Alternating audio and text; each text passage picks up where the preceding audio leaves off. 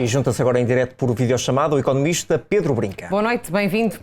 Fernando Medina fala numa importante redução de IRS. É de facto um orçamento que desta vez traz aumentos significativos à maioria das famílias? Eu creio que foi um orçamento que surpreendeu um pouco tudo e todos. Vamos lá ver, ainda este ano, no Plano de Estabilidade e Crescimento, estava previsto um corte, um desagravamento fiscal de IRS de 2.700 milhões de euros até 2027. E a verba que estava prevista apenas para 2024 seriam de 525 milhões de euros. Isto comparava mal, por exemplo, com o desagravamento fiscal que o PST tinha proposto, de cerca de 1.200 milhões de euros. Bem, o que é certo é que com aquilo que foi apresentado hoje, este desagravamento fiscal foi de perto de 1.500 milhões de euros. Foi quase o triplo daquilo que estava previsto apenas há uns meses atrás. Para mim parece-me que este orçamento tem um conjunto de características que realmente trazem algum conforto para alguns segmentos específicos da população. Por exemplo, gostei de ver o fim do IVA zero, que sempre foi uma medida que eu considerei que era completamente desadequada e irracional do ponto de vista económico, e que esse desagravamento foi compensado por uma transferência para as famílias mais necessitadas para compensar o fim do IVA zero. Pois bem, a questão é que o IVA zero custou em 2023 cerca de 640 milhões de euros e a verba que está consignada para transferências foi de apenas 96 milhões de euros neste Orçamento de Estado. Aí há um certo desequilíbrio. Na questão do IRS, aquilo que vimos foi, e que surpreendeu um pouco também, dado os rumores que estavam a vir a lume nos últimos dias, foi que a atualização dos escalões será de 3%, um pouco abaixo daquilo que vinha a ser adiantado, o grosso do desagravamento fiscal ter sido precisamente nas classes médias e nas classes média baixa. Nesse sentido, creio que para muitas famílias haverá aqui uma janela de oportunidade para aumentar o seu rendimento disponível. Temos algumas medidas também mais focadas, como por exemplo a gratuidade. E há um cuidado dos espaços especial para com os mais jovens neste orçamento. Que efeitos concretos podem ter estas medidas?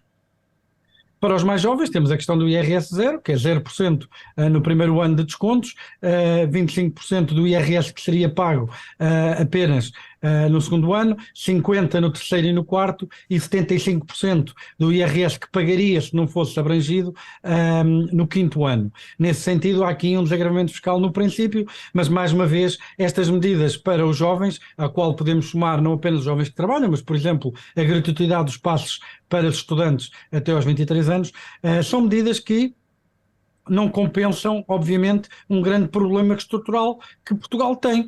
Os trabalhadores em Portugal criam uma riqueza muito abaixo daquela que criam os trabalhadores noutras geografias, como a Alemanha, como a Holanda, e não será, obviamente, este desagravamento fiscal que irá compensar essa diferença substancial e que irá contribuir de forma decisiva para o estancar daquilo que tem sido um grande problema para a sociedade portuguesa, que é a imigração de jovens qualificados. E nesse sentido há também a questão da habitação, que é também uma limitação para os jovens e não só.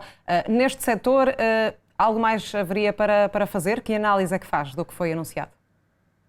Bem, na habitação há aqui dois segmentos que importa distinguir. O segmento do crédito à habitação, que estamos a falar de famílias que tiveram um agravamento brutal dos seus encargos com as prestações mensais via aumento da Euribor. É bom lembrar que em 2019 tínhamos cerca de, se não estou em erro, 18 mil famílias com taxas de esforço de 35% ou abaixo, ou acima, peço desculpa. Em 2022, antes de todo o agravamento e da subida das taxas de juros que foi observada, já tínhamos 70 mil famílias com taxas de esforço não acima dos 35%, mas acima dos 50%. Por isso, esse é um grupo que foi especialmente visado por este Orçamento de Estado. Na questão das rendas, houve um equilíbrio, vá lá, entre o esforço que significa uma atualização das rendas maior que o que foi permitido no ano passado e que é dividido aqui entre Estado, inquilinos e senhorios e uma solução mais equilibrada do que aquela que foi encontrada realmente no ano passado, em que a norma travão limitou o aumento das rendas a 2%. Houve também um reforço na área da saúde. Parece-lhe suficiente, Pedro? Vamos ver, a área da saúde é uma área complicada, para a saúde, o orçamento para a saúde tem aumentado de forma bastante acentuada nos últimos anos, terá quase que duplicado nos últimos 10 anos.